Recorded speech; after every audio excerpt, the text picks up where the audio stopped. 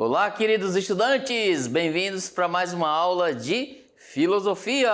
Eu sou o professor Hélio e estou aqui nesse momento para interagir com vocês e trazer um pouco da o nosso contexto filosófico, não é verdade? Vamos lá, olha aí o nosso de hoje, unidade 2.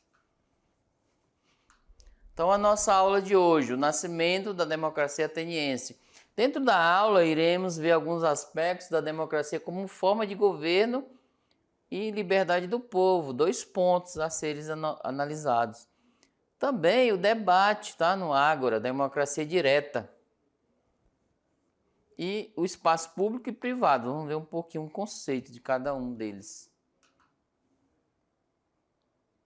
O nascimento da democracia. Gente, então a gente está a de se perguntar, né? A de se dizer, a de se perguntar o que nós vamos ver, como surgiu a democracia. Numa aula anterior eu pude explanar brevemente o que significa a palavra democracia. Vocês estão lembrados, não é verdade? O que é o demos? Olha só. E kratia. Então a gente vai explicar, né, mais a fundo sobre isso. Como surgiu? Porque as palavras assim, elas não aparecem assim do nada, mas ela tem algum significado, alguma relação e etc. Principalmente as palavras que vai dentro de um contexto histórico. Às vezes o nome de pessoas, os pais colocam o nome dos filhos com relação ou referente a algum acontecimento ali. Homenagem, etc, tá bom? Então é nessa perspectiva que a gente vai analisar a democracia, a palavra em si, e também política, né? É aproveitar isso. E já coloque no seu vocabulário aí, no seu diário de bordo, vamos supor que seja assim chamado. Lá no seu diáriozinho, no seu caderno de anotações. Coloca a palavra democracia, que eu pedi antes, já deve estar aí, o significado dela, e política, governo, povo, etc., cidadania. Então vamos anotando, não é verdade? Vamos lá para nós, olha aí o contexto. A democracia como forma de governo e liberdade do povo. A filosofia pré-socrática, que é antes de Sócrates, nós vimos lá no contexto do surgimento do mundo, busca da arqueia, etc. Ela estava centrada no problema cosmológico, da física natural e etc. O homem, na sua individualidade, encontrava-se sobre o abrigo e a ordem do mundo natural, está aqui. O olhar humano era um olhar para fora de si, para os céus, para a imensidão do mundo. Era o período da chamada filosofia naturalista ou da physis, está aqui a palavra, você já tem aí no vocabulário. Então os pré-socráticos aqui estavam de olho, fora de si. As coisas se inverteram, ok? Veja bem, o olhar fora de si é aquele externo. Eu estou olhando aqui para os socráticos, está ali os pré-socráticos, ali os socráticos. Estou olhando aí para vocês, vocês estão olhando para mim. Então é nessa perspectiva, o externo, o exterior, o mundo, o universo. Agora vamos olhar aquilo que é interior, aquilo que é o eu inserido naquele grupo, o eu pessoal, né, nessa perspectiva. Quer ver? Vamos lá, olha aí. Durante o século V a.C., o problema antropológico vai tomando corpo, ou seja, é espaço, tá? Vai avançando. Ó, vamos ver aqui, anota essa palavra aí também. Antropo, que é o ser, ó. Lógico, é estudo. Então, é o estudo do ser, que sou eu, você, etc. E vai sobrepondo-se progressivamente o cosmológico, tá aqui, ó. Esse vai saindo, né, da perspectiva dos gregos e vai entrando esse. A reflexão filosófica se desloca das colônias gregas da Ásia Menor para a Grécia. Então eles foram caminhando para lá. Da Grécia continental para Atenas, que acabava de sair vitoriosa da guerra contra os persas. Em Atenas há uma crise da aristocracia, tá aqui, ó. Já anota aí essa forma de governo, ok? Acompanhada pelo crescente poder do demos, tá aqui, ó. É uma sociedade, é uma população, supostamente hoje uma comunidade, um bairro, uma cidadezinha, que é o povo. Cresce o quê? Eu estou só falando o contexto, ok? Cresce a quantidade excessiva de estrangeiros, a ampliação do comércio, a difusão das experiências dos viajantes, cresce o conhecimento, está aqui. A partir de 510 a.C., Atenas passa pela grande reforma democratizante de Clístenes, um dos organizadores da política aqui. Clístenes foi um político, legislador ateniense da antiguidade. É considerado um dos pais da democracia ateniense. E sua importância histórica deve-se o quê? As reformas políticas que implantou cidade-estado, chama aqui, ó,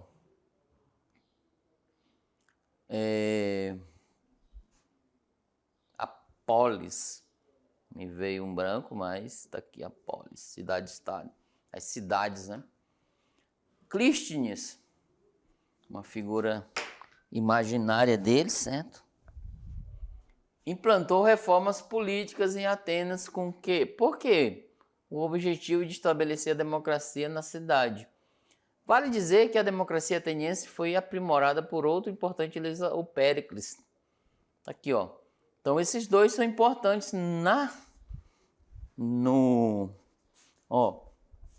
Clístenes e Péricles foram importantes para o surgimento da democracia, da política. Nós falamos anteriormente, em algum momento das aulas, breve, que antigamente tinha as famílias, ou seja, eles viviam em grupos, as famílias muito grandes, e eram conflituosas as famílias entre si. A partir daí cresceu a população em si, em volta de Atenas, na Grécia, houve a necessidade de organizar. Então a política veio para isso, para organizar. Então misturou-se, supostamente todos, e separou-se por cidades. Então as famílias que estavam ali coladas, muitos foram para vários lados. Já não tinha mais aquele conflito. Ah, só a minha cultura que prevalece, o outro não, só a minha, era assim. Então houve essa organização. Então Clístenes e Péricles foram importantes cidadãos para a organização da cidade. Por quê? Eles tinham esse dom, né, de organizar, de administrar, e conceituou-se e fez esse processo todo. Aqui é uma breve explanação sobre a origem da democracia. Pode-se adentrar mais ainda nela, para você descobrir novos fatos que ocorreram naquele período, tá? Pode até mandar para a gente, ó, descobri isso novo aqui, professor. Tá bem? Olha lá, vamos aí. A palavra democracia é de origem grega, que é essa palavra, ó. Inclusive você já tem aí anotado. Significa governo do povo, governo de todos os cidadãos. A democracia foi uma invenção dos gregos da antiguidade, que elaboraram teoricamente, daqui ó, foi teoria, esse conceito, implantaram o regime democrático na polis, nas cidades-estados. Clístenes cria duas importantes instituições políticas em Atenas, a Baulé e Eclésia. Baulé é conselho de 500 cidadãos, sorteado entre todos os cidadãos. Então, é um conselho aqui. Qualquer cidadão ateniense com mais de 30 anos podia ser escolhido, inclusive o professor Hélio, né? O professor já estaria lá. Quem mais aí? A função desse conselho, Baulé, era fiscalizar tanto os funcionários quanto as finanças das cidades. Veja bem, Clístenes organizou a questão da política, que é a administração da cidade, e criou-se duas situações, né? dois conselhos. O Baulé, onde seja, eles vão fiscalizar, né, o andamento daquele percurso, das situações, da demanda, etc. E veja bem, que nas escolas, né, com certeza deve ter, tem um conselho, inclusive tem conselhos de classe. Então, o conselho em si são formados por pessoas para o bom andamento de uma instituição. No caso aí, com vocês, a escola. É verdade? Então, vamos lá, continuando. Os conselheiros eram escolhidos por sorteio, com mandato de 1 ano e sem direito à reeleição. Então, era uma experiência que ele vivenciava ali. Agora, a eclésia, a Assembleia Geral de todos os cidadãos atenienses com mais de 18 anos, onde eram escolhidos por votos, está aqui, ó, os magistrados, e eram discutidas as grandes questões que referiam à cidade, principalmente referente à paz e à guerra. Lá já tinha conflito, olha só, interessante. A eclésia era convocada periodicamente e seu poder era maior que o poder de Baule. Baule, que é o conselho, né? O Conselho dos 500 preparava a agenda, presidia a eclésia, as instituições democráticas começavam a se consolidar. Então tá aqui, ó, o Baule, né? Ele era administrador. Então vamos resumir, olha só. Clístenes, ele delimitou, né, 2 pontos. Criou-se um conselho, Baule, né, para preparar as coisas e fiscalizar, etc. E a eclésia, que é uma assembleia, olha só que interessante. Então, quem preparava a eclésia? Os conselheiros, dentro dessa perspectiva, né? Continuando, olha aí. É importante ressaltar 2 grandes diferenças em relação às democracias modernas e contemporâneas. Na democracia ateniense, nem todos os cidadãos, a cidade existia apenas para os homens adultos. Ó, só quem poderia votar, os adultos e naturais de lá. Portanto, ficam excluídas da cidadania as mulheres, as crianças, os estrangeiros e os escravos. Inclusive o direito ao voto, ok? A democracia não é representativa, tá? Igual a nossa. A nossa é essa, ok? Ó, essa é a brasileira, que é do Brasil. Nós escolhemos quem? Um representante. Então tá aí. Em algumas escolas é necessário elegermos um líder de sala. Então, quem que é o líder de sala? É o representante, que vai representar quem? Todos da sala, da sua turma. Se tiver 2, até 25, 30, quantas pessoas na sua sala de aula? Ele será o representante. Para que aquela turma toda não vá na reunião, ele vai sozinho e representa todo mundo. O representante vai ouvir vocês e vai levar as demandas lá para a gestão, para o conselho. Então imagine só essa perspectiva, né? Tinha uns representantes. E não era ateniense assim, a nossa era essa daí hoje.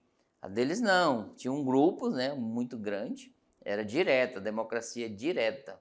Eles iam para lá, assim, ou mais ou menos.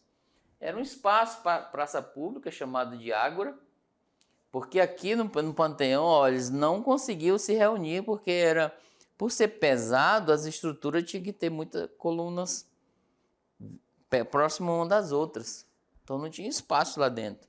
Então eles iam na praça ali e decidiam as situações da cidade. Se a nossa fosse direta, imagine, esses dias agora, nesse ano, fonte do IBGE, 206, mais ou menos, milhões de habitantes no Brasil. Imagine só. A gente vai tirar uma porcentagem que não vota, mas suponha que seja 170 milhões para ir numa praça. Um falar, o outro falar. Como seria, na verdade? Imagina só. Por isso que nós, dentro da democracia do Brasil, nós escolhemos um representante para cada situação. Continuando, olha lá. Na democracia ateniense, não são aceitas distinções e privilégios entre os cidadãos. Não se aceita oligarquia. Aqui são grupos que desejam privilégios. Segundo o dicionário Unesp, oligarquia, ó, forma de governo em que o poder está centrado nas mãos de poucas pessoas, que é no caso ou famílias, grupos. Predomínio de um pequeno grupo em determinada sociedade. Aí as decisões vão favorecer eles, né? E a sociedade como um todo, como ficaria? Veja bem, olha só a nossa aula de hoje. Nós somos, segundo Aristóteles, nós somos pessoas totalmente políticas. Ah, professor, eu não gosto de falar de política, mas como não? Se a política, lá no segundo ano, vocês vão entender um pouco sobre isso. Se a política está em todo o nosso espaço, dentro da sala de aula, em casa, inclusive, ó, aquela política partidária, até vocês podem debater lá mais. Política da casa. Você tem que ter um espírito de pertença. Tem, ó, na política da casa. Ajudar a fazer a comida, ajudar a lavar a louça, ajudar a lavar roupa, limpar o quintal. Os afazeres necessários, tá? De cada família tem.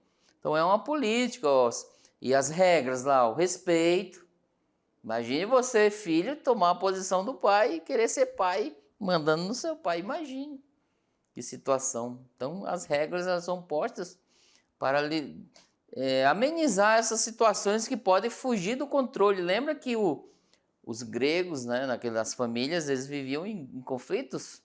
As famílias contra as outras, não tinha uma ordem, má administração, etc.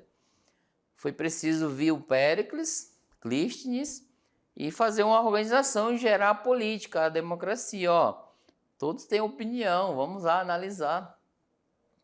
É um diálogo, ok? Aí na sala de aula também vocês fazem aquele diálogo para tomar uma decisão adequada para que todos...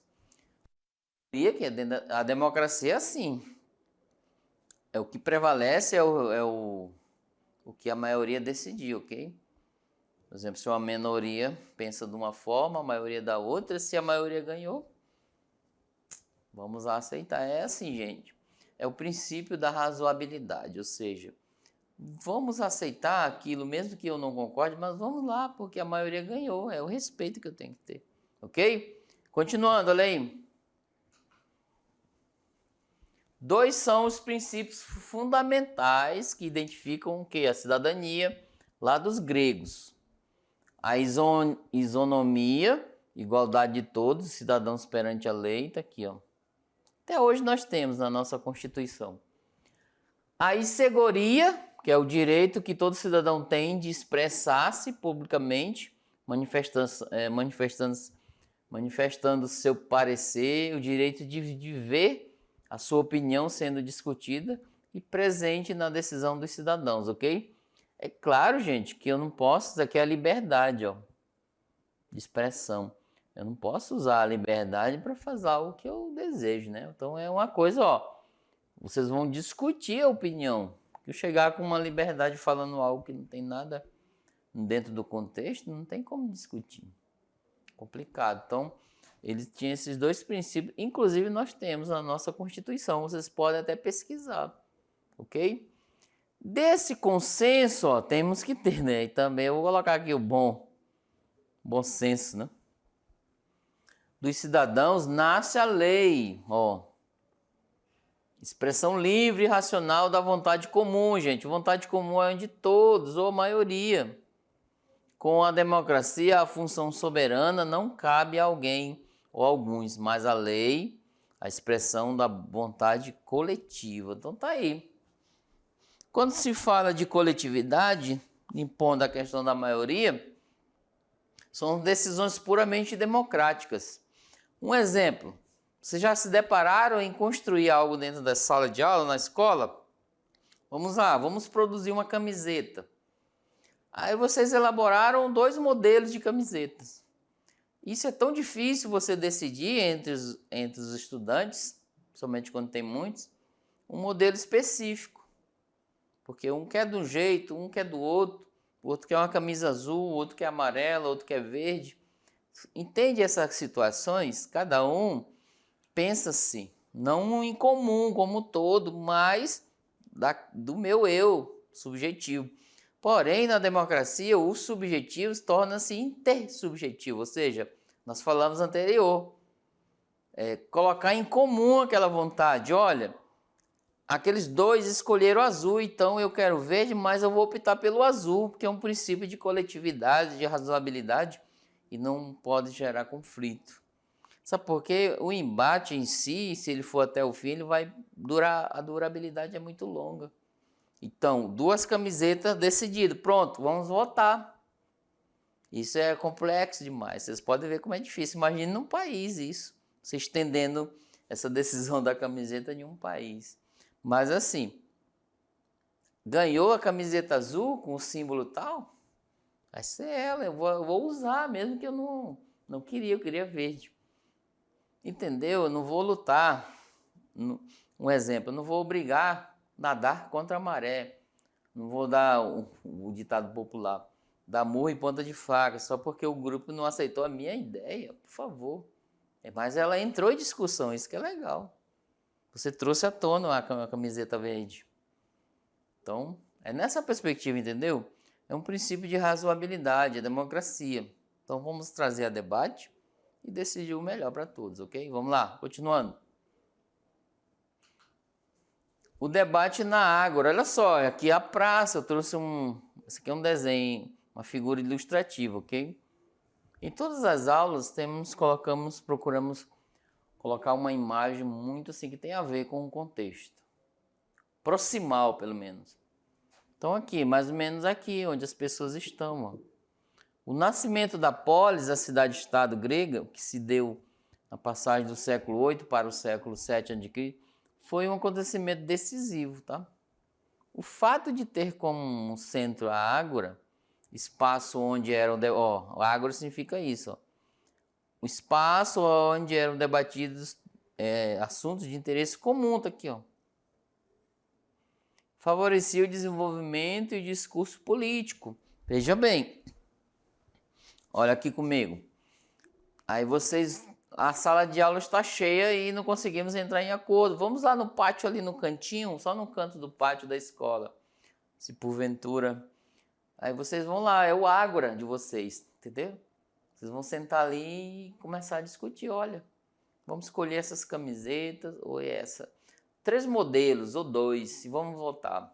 Pronto, chegou em comum acordo, volta para a sala de aula e votem. Muito legal isso, é o ágora, tá? A praça. Vocês debateram assuntos da cidade, relevante, administração, etc. Vamos lá, continuando a lei. Elabora-se o novo ideal de justiça, pelo qual todo cidadão tinha direito ao poder de falar, expressar. Claro que atrapalhar já não daria, né? A noção de justiça assumia o caráter o quê? Político e não apenas moral. Não se referia apenas ao indivíduo e os interesses da tradição familiar, tá? Aquelas famílias que estavam ali. Mas a sua atuação na comunidade. Gente, nesse período aqui, nós vamos ver na próxima aula, vou dar um spoiler, ok? Os sofistas, eles eram oradores que eles ensinavam os jovens a ter retórica, porque quem tinha o poder de falar bem tinha espaço, ganhava muito adesão naquele mundo. E os jovens estudavam a retórica para se destacarem, tá? A polis, cidade-estado, se constituiu pela autonomia da palavra, não mais palavra mágica, né, do mito, enunciada pelos deuses, mas a palavra humana do conflito, da discussão, da argumentação. Então tá aí. Esse ponto de argumentação nós vamos adentrar lá na próxima aula, não vou adiantar, ok? Mas olha só, imagina os jovens aí na sua escola. Ele tem capacidade para ter argumentos, claro que são argumentos ideais, né, para o bem-estar de todos. Então a gente chama a atenção das pessoas, olha, ele fala bem, vamos ouvi-lo. Ele se destaca no meio, vocês vão percebendo. E lá os gregos da juventude eram assim. Os sofistas ensinavam eles e eles se destacavam pela oratória, o falar, convencer as pessoas, ok? Continuando, vamos lá. Expressar por meio do debate, ó, fez nascer a política, que permite ao indivíduo tecer seu destino em praça pública. Da instauração da ordem humana surgiu o quê? O cidadão da polis. A democracia ateniense era uma democracia direta, tá aqui, ó. A nossa é indireta. Cada cidadão tinha não apenas o direito ao voto, mas também a palavra. Aqui, ó. As discussões se davam na chamada ágora, principal praça pública da cidade. Tá ali. As assembleias eram acontecidas ali. Isso propiciava a participação de um número maior de habitantes da discussão sobre temáticas públicas. As instituições democráticas atenienses, ela favorece também o desenvolvimento de uma cultura aqui, ó, que valoriza o uso da palavra e da razão. Não, assim, não destacando, não desvalorizando a questão dos sentidos, tá? Mas a razão é que prevalecia mais. Na democracia, os conflitos emergentes podem encontrar o seu encaminhamento através do diálogo, tá aqui, ó. Da razão que se sobrepõe à força e ao jogo do interesse particular. Então tá aí. Primeiramente, ó, um conflito que surgia naquele princípio era reunir eles através do diálogo, antes de ser usado o meio da força, é claro. Então a palavra em si era direito deles lá, de ter. Eu tenho que falar. Aí o outro falava, e se não concordasse, e se não tivesse um comum acordo, aí usaria a questão dos guardas, né, para intervir, etc. Mas a princípio era a via do diálogo. Então na escola, se houver um princípio desse que poderá gerar um conflito, vamos dialogar, gente, sentar e ver, olha, é quão bom, né, você sentar e poder discutir, debater, muito legal isso. Você não vai se tornar aquele político chato, é claro, mas um diálogo entre as pessoas para compreender um pouco sobre a nossa política.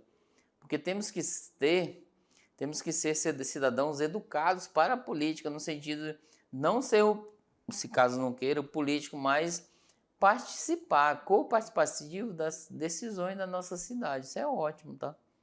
Você poder, que agora tem a transparência, a lei que permite que a população, a sociedade daquele grupo, cidade, estado ou país, possa acompanhar as decisões, né, dos governantes daquela região. Vamos lá, olha aí. A violência é superada pela linguagem. Então tá aqui, ó. O conflito ele é superado pelo diálogo e pela discussão coletivamente construída.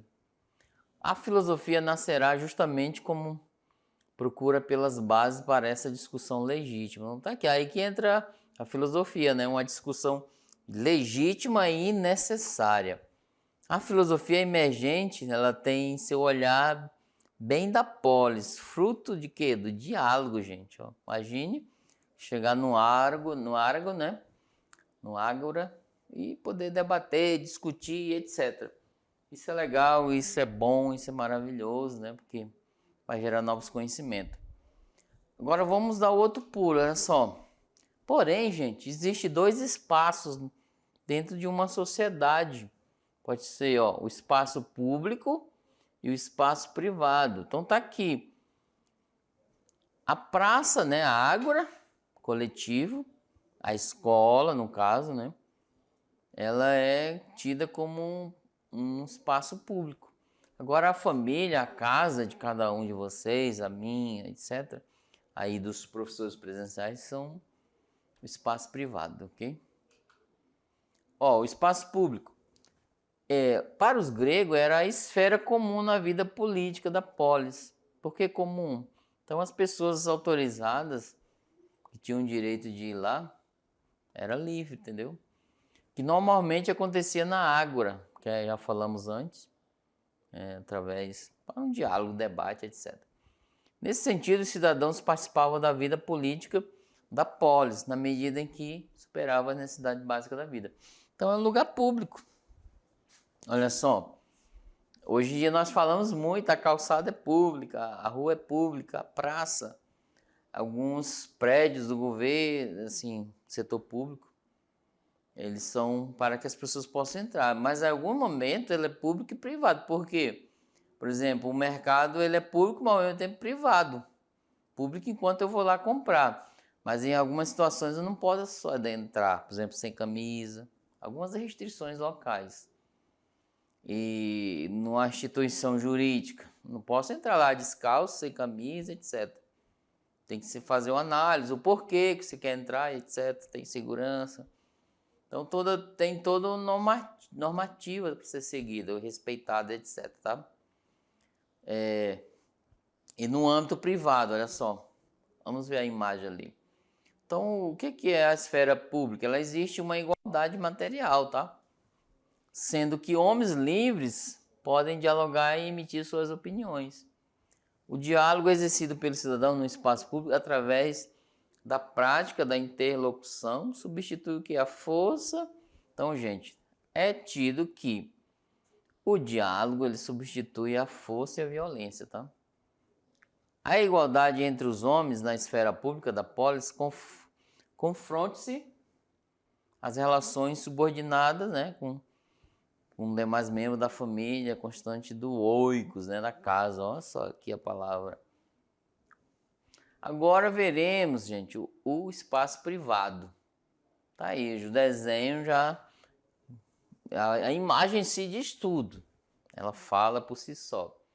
E lá na Grécia Antiga, privado era uma esfera muito pequena em relação à esfera pública. E se referia à esfera da casa, o oikos, da família e daquilo que é próprio ao homem, né? Por exemplo, naquela época, inexistia igualdade na esfera privada. O líder da família comandava e as pessoas tinham que cumprir. Até na minha criação, olha só, no âmbito privado, eu não estou muito longe, né? Sou muito novinho, mas meus pais, principalmente o homem, que ele dá a regra da casa, a mulher supostamente ela dá o afeto, era a opinião dele. Nós tínhamos que obedecer, não tinha um diálogo em si de opiniões, não. Às vezes que meu pai chamava no canto e ia ouvir cada um separadamente, mas a ordem dada tinha que ser cumprida ali. Imagine os pais dele. Meu pai contava que os pais deles tinham a distinção mais ainda acirrada, ou seja, era uma ordem aqui tinha que ser rapidamente cumprida. Se ela não fosse efetivada, executada, nossa, era uma situação de como não tinha para onde nem como falar. Então foram criados assim. Eu falo supostamente, não estou denegrindo essa questão da cultura anterior, tá? Respeito até. Era, vulgarmente falando, era troncos e barrancos. Tinha que cumprir, etc. Não tinha. Então, nessa perspectiva aí também, olha só. Agora que a gente vai dialogando, os pais ouvem os filhos, eu já sento, vamos conversar um pouco. O que você está pensando? O que você está sentindo? Olha, essa tua decisão não vai ser legal. O pai dizendo, tá? É um diálogo com o filho. Olha, pai, a minha decisão é essa, o que você acha? Então, é nessa perspectiva. Sabe por quê? Quando se inicia um diálogo para resolver uma situação, um problema até, evita-se uma violência, ok? Continuando a lei. Então, assim, o pai era daquele clã, né? Ele era o líder. Então, o que determinasse tinha que respeitar. No âmbito familiar, o chefe não tinha qualquer limitação de poder, seja moral, ético ou mesmo normativo. Você pode ver, né, que os filhos eram educados até na chinelada, né? O chefe assegurava a manutenção da ordem doméstica, exercendo um poder totalitário. Tá aqui, ó, o pai, olha só, dentro de casa, sobre a vida dos membros da família, os filhos, esposa, etc. Na esfera privada, o homem se encontrava separado da ação política. A esfera privada era praticamente inexistente, pois no âmbito do oikos da casa existia um poder soberano e restrito do chefe da família. Então é nessa perspectiva que ele ia dando essas ordens, né, dentro de casa. Vem aqui comigo. Então assim, diante disso, vocês viram que o lugar público ele é mais abrangente, mais espaçoso, porém acopla mais pessoas. O lugar privado, no âmbito, exemplo de família, ele é mais curto, fechado, delimitado, porém poucas pessoas, mesmo que seja uma família grande. Mas é assim, existe um líder no âmbito privado que vai comandar e mandar e delimitar a ordem para os demais e tinha que ser obedecido. Era fácil questionar? Era, mas o que ia acontecer? Então os questionamentos vinham. nessa perspectiva, mas às vezes pessoas nem questionavam porque criava assim, né, uma imagem de medo, tá? No âmbito privado, ok? No público não, ele já, mas hoje não, as famílias com certeza a gente vê que tem diálogos, tá? Tem mais aberta a conversar, a ouvir os filhos ouvir os pais. Então, essa permuta é necessária, tá? A gente tem vergonha, tem barreira. Nós temos que quebrar e conversar com nossos filhos e os filhos conversar com os pais. Isso é muito legal. Só uma ideia, eu chamava às vezes meu pai para conversar e ele tinha vergonha. Não era costume dele nesse sentido. Mas aí foi quebrando isso, né? Delimitando e era legal falar a opinião dele, eu falar a minha e entrar num comum acordo. É interessante isso. O respeito pelo outro. Então tá aí. Agora não saia daí não, porque a gente volta já já e obrigado por ficar até aqui com a gente, tá? Grande abraço, tchau, tchau.